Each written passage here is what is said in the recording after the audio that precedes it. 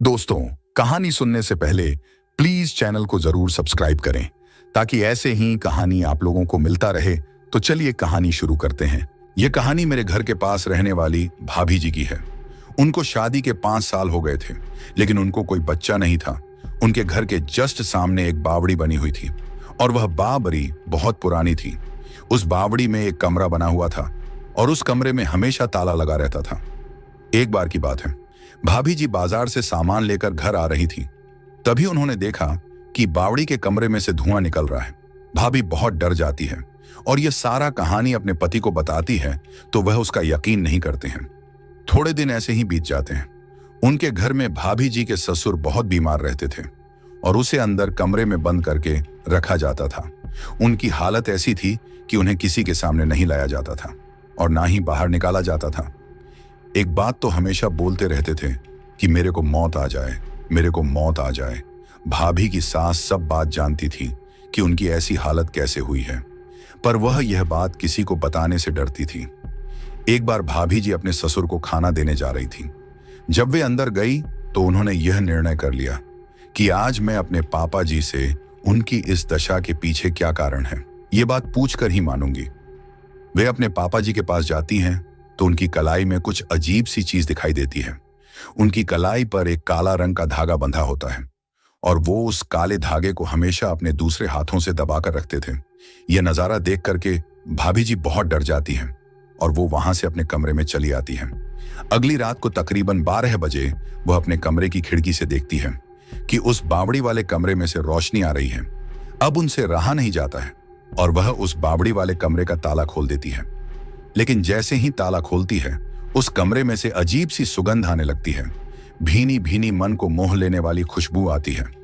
वे उसी समय वहीं पर बेहोश होकर जमीन पर गिर जाती हैं।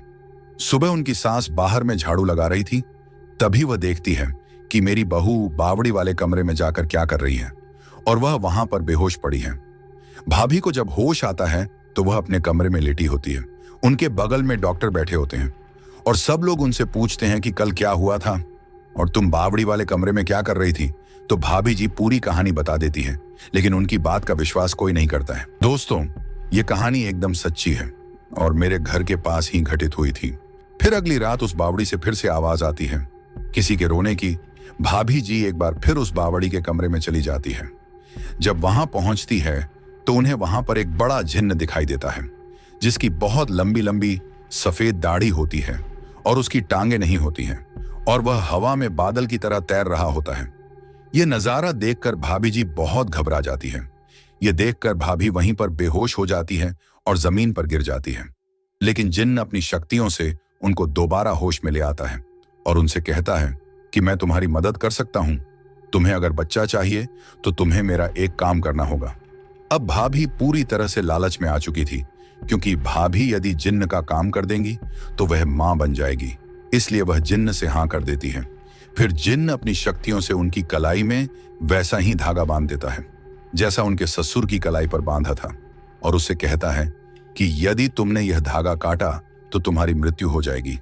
फिर आगे जिन्न उनसे कहता है कि तुम्हें अपना पूरा परिवार खत्म करना होगा और जो बच्चा तुम्हें होगा वह बच्चा तुम मुझे लाकर दोगी।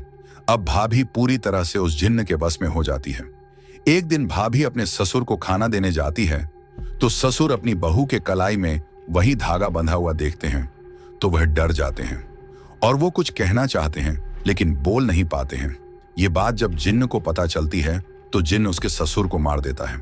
ऐसा करते करते भाभी प्रेग्नेंट हो जाती है और उनको लड़का भी हो जाता है। लेकिन जब लड़के की शक्ल को देखते हैं तो सभी लोग दंग रह जाते हैं, क्योंकि उस लड़के की शक्ल पर जिन्न की शक्ल आ जाती है। आपको बता दूं कि जो जिन्न होते हैं उनके पास असीमित ताकत होती है, लेकिन उनकी एक यह कमजोरी होती है कि उनको पानी से डर लगता है। यदि इनके आसपास पानी रख दिया जाए तो ये आपका नुकसान नहीं कर पाएंगे। जब उनकी सास को पता चलता है कि मेरी बहू जिन्न के पास गई थी तो भाभी जी अपनी सास को सारी कहानी बता देती हैं। उन्हें यह भी बता देती है कि मेरे कलाई पर उसने काला धागा बांधा था जो अभी भी बंधा हुआ है।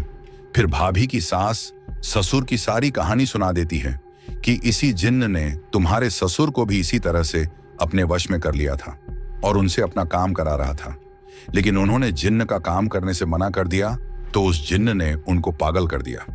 इतना कहते ही जिन्न वहां पर प्रकट हो जाता है और भाभी से उनका बच्चा मांगता है। भाभी ने बड़े ही चालाकी से बच्चे को पकड़कर कुएं में छलांग लगा दी। जैसे ही कुएं में छलांग लगाई, जिन्न भी उनके पीछे पीछे कुएं में कूद गया और पानी की वजह से जिन्न हमेशा के लिए मुक्त हो गया। लेकिन भाभी बच जाती है और अपने बच्चे को भी बचा लेती है। जिन्न के मरते ही बच्चा भी नॉर्मल हो जाता है। दोस्तों, ये कहानी आप लोगों को अच्छी लगी हो तो प्लीज कमेंट करके जरूर बताएं और साथ में चैनल को भी सब्सक्राइब कर लें। धन्यवाद।